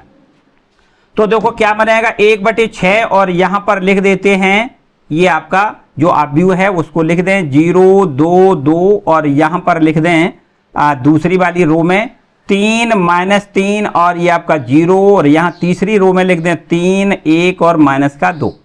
ठीक है, अब ये ए इनवर्स का मान ज्ञात हो गया। अब हमें एक तीसरा स्टेप और करना है, बिल्कुल आसान काम। अगर by the way A inverse तक ले आता सवाल कहता आपसे कि ए इनवर्स ज्ञात करें, तो आप यहां तक हल कर देते। और इसमें कहा गया है, इस समीकरण को दिया गया है तो समीकरणों को तीनों को हल करके हमें बताना है एक्स वाई जेड के मान। तो अब हमें फॉर्मूला अप्लाई करना होता है ए इनवर्स बी बराबर में एक्स, ये फॉर्मूला अब अप्लाई करना है। तो ए इनवर्स का मान तो हमने निकाला है 1/6, और यहां लिख देते हैं 0 2 2, और ये आपका 3 -3, और ये आपको 0 लिखना है। और तीसरी रो में है 3 1 -2, और ये b की वैल्यू देखो कितनी दी गई है, b की वैल्यू है 6 2 1, 6 2 1, और बराबर में लिखना है यहां x, और x की वैल्यू है x/z। ठीक, इसको हल कर दें। 1/6 आपको ज्यों का त्यों रखना है। अब यहां इनका दोनों का आपस में मल्टीपल तो आपको पता ही है कैसे करते हैं, पहली वाली पंक्ति इसका स्तंभ का गुणा करते हैं। तो पहले देखो 0 हो जाएगा, काहे के 0 का 6 में गुणा 0, 2 का 2 में गुणा 4, और ये 2 का 1 में गुणा 2 एकम 2। ठीक, काम खत्म। चलिए दूसरी वाले पे आ जाओ। ये दूसरी वाली पंक्ति में इसी प्रकार गुणा करना है, 6 तिया 18, और माइनस का 3 का 2 में गुणा 6, और ये 0 का 1 में गुणा 0 बन जाएगा। तीसरी रो का इसी प्रकार 6 तिया 18, और ये आपका 2 का 1 में गुणा 2 एकम 2, माइनस का 2 में 1 में गुणा करोगे तो माइनस का 2, और ये बराबर में यहां लिख दें x/z, आपको ज्यों का त्यों लिखना है। तो अब 1/6 यहां पर देखिए 6 ये हो जाएगा, 4 और 2 6, यहां देखिए 18 में से 6 घटेगा तो ये 12 मिलेगा, और यहां 18 ये -2 + 2 ये आपका 18 यहां मिल जाएगा। बराबर में यहां लिख दें x/z। ठीक, अब 6 का देखो भाग करें, पहले 6 का 1, ये 6 में 6 का भाग 1 मिलेगा, यहां 6 दूनी 12 2 मिलेगा, 6 तिया 18 ये 3 मिलेगा, और बराबर में ये आपको x/z। यहां क्या कर दें, दोनों पक्षों में हमें सीधा सीधा तुलना करके x/z के मिल जाएंगे। तो x बराबर मिलेगा कितना 1, y बराबर मिल जाएगा 2, और z बराबर हमें 3 प्राप्त होगा। ये ही हमारा समीकरण का हल है। अपने उत्तर की आप जांच कर सकते हो, x का मान, y का मान, z का मान, ये किसी भी समीकरण में आप रख के देख सकते हो, और यदि ये संतुष्ट करता है तो x/z के मान सही है, अदरवाइज कहीं ना कहीं कुछ गलती हो गई है। तो यहां देखो भर के हम देखते हैं, x का मान 1 हमने निकाला है, y का मान 2 निकाला है, z का मान 3 निकाला है। तो 1 2 3 मानी कितना 6 होता है, 6 के बराबर आ गया। इसमें रखें, अदरवाइज इसमें रखें, किसी में भी रख के देख सकते हो, आपको समीकरण संतुष्ट करेगा पक्का। तो आप ये कहेंगे कि जो हमने वैल्यू निकाली है वो बिल्कुल एकदम करेक्ट। ठीक है, तो यहां पर हमने बताया कि ये सवाल 3 प्रकार के प्रश्नों को हल करवाने में आपकी मदद करेगा। कौन कौन से, अब अगर बाय द वे ए अवयव कोई दिया जाए और इस ए अवयव से हमसे पूछा जाए कि एडजॉइंट ए का मान बताइए, तो आप उसको यहां तक ले आके छोड़ दो। ठीक, एडजॉइंट ए ज्ञात हो जाएगा। और इसके बाद अगर आपसे पूछा जाए इस ए का ए इनवर्स ज्ञात करिए, मानी व्युत्क्रम मापदंड ज्ञात करिए, तो आपको फिर यहां इसके ये फॉर्मूला लगाना है, एडजॉइंट ए बटे मॉड ए इनवर्स ज्ञात हो जाएगा। यहां तक आपको ले आना है। और बाय द वे ये 3 इक्वेशन दिए जाएं, 3 समीकरण दिए जाएं, इन तीनों की मदद से अगर हमें एक्स वाई जेड के मान ज्ञात करना है, मतलब तीनों समीकरणों को हल करके एक्स वाई जेड के मान ज्ञात करना है, तो हमें फिर इसके आगे यहां तक प्रोसेस करके एक्स वाई जेड के मान ज्ञात कर दें। ठीक है, तो बस आज के लिए फिलहाल हम इतना ही पढ़ाएंगे। जो हमने आपको 10 क्वेश्चन कंप्लीट करवाए हैं, बहुत ही महत्वपूर्ण प्रश्न हैं, उनको आप अच्छे से कंप्लीट कर लें। ठीक है, और साथ ही साथ उनको नोट जरूर करते हैं। ठीक, एक हमने बताया कि हर जो भी वीडियो आप देखा करें उसको आप जरूर नोट कर लिया करें, ताकि एग्जाम के दिन उनका अच्छे से आप रिवाइज कर सकें। ठीक है, तो आज का वीडियो आपको कैसा लगा मुझे कमेंट करके जरूर बताएं, और वीडियो पसंद आया है तो इसको लाइक जरूर कर दें, अपने दोस्तों के साथ इसको शेयर कर दें, और चैनल पर नए आए तो चैनल को सब्सक्राइब कर लें। Thank you.